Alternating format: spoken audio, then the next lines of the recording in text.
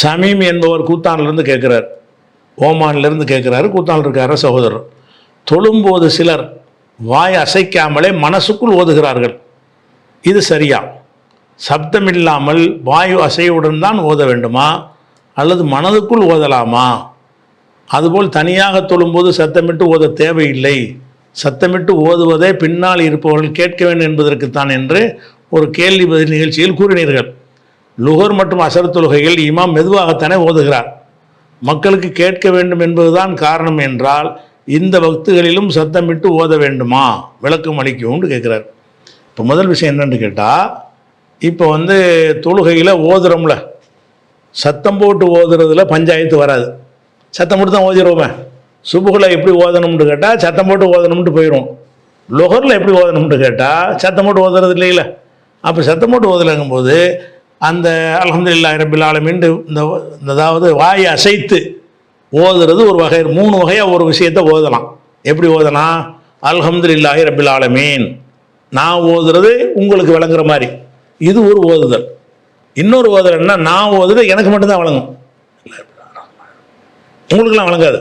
ஆனால் எனக்கு என்ன செய்யும், நான் அல்ஹம்துலில்லாஹி ரப்பில் ஆலமீன் தான் ஓதுறேன்னு நினச்சி ஓதுறேன்ல, இது எனக்கு தான் வழங்குமே தவிர யாருக்கு வழங்காது? எனக்கு தான் விளங்கும்னு கூட சொல்ல இல்லாது, எனக்கு புரியும், நான் அதை ஓதுகிறேன் என்று எனக்கு தெரியும், இது ஒரு வகை. இன்னொரு வகை என்னென்னு கேட்டால் வாயை முடிக்கிற, சும்மா அந்த மனசில் ஓட விடுறது, அல்ஹம்துலில்லாஹ் ஓதுறாராம், இப்படி செய்கிறது. இந்த 3 வகையாக ஒருவர் ஓத முடியும். இதில் நம்ம சத்தமிடாமல் ஓதுற ரக்காத்து இருக்குல்ல, இப்போ லுஹர் அசரு அல்லது ஈஷாவுடைய பிந்திர 2 ரக்காத்து, மகரிபுடைய 3வது ரக்காத்து, இதில் எல்லாம் நம்ம சத்தம் போட்டு ஓத மாட்டோம். அந்த மாதிரி ரக்காத்துகளை வந்துச்சுன்னு சொன்னால் அதில் சத்தம் போடுதல் இல்லைங்கிறது முடிவான ஒரு விஷயம்.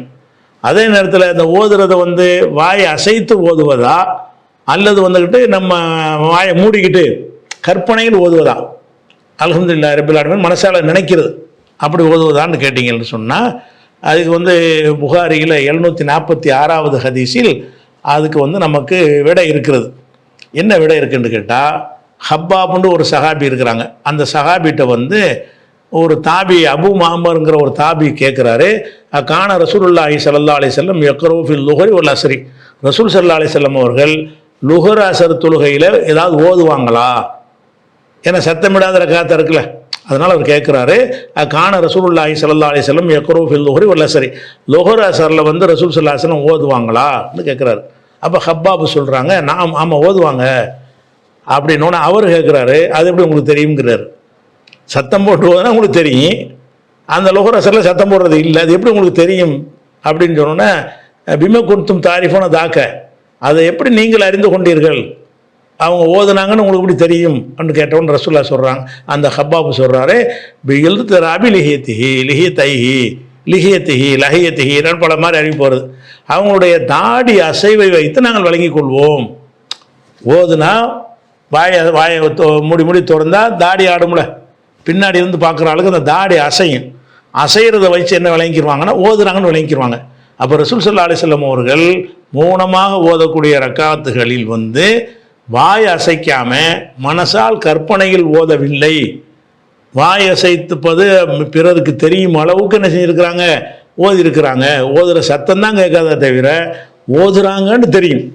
அப்போ இன்னொருத்தர் பார்த்தா ஓதுறீங்கன்னு நினைக்கிற மாதிரி இருக்கணும். அடிப்படை என்னன்னு கேட்டால், அல்லாஹ் ஊரில் தக்பீர் கட்டிங்களா, சும்மா அப்படி நின்று இருக்கக்கூடாது. ஒருத்தர் உங்களை பார்த்தாருன்னா என்ன செய்யணும், ஓதிட்டு இருக்கிறாருன்னு தெரியணும். எப்போ அது தெரியும், வாயவா அசைச்சா தான் தெரியும். அப்படி அசைச்சு தான் ஓத வேண்டும் என்று புகாரில் 746வது ஹதீஸில் இருக்கிறது.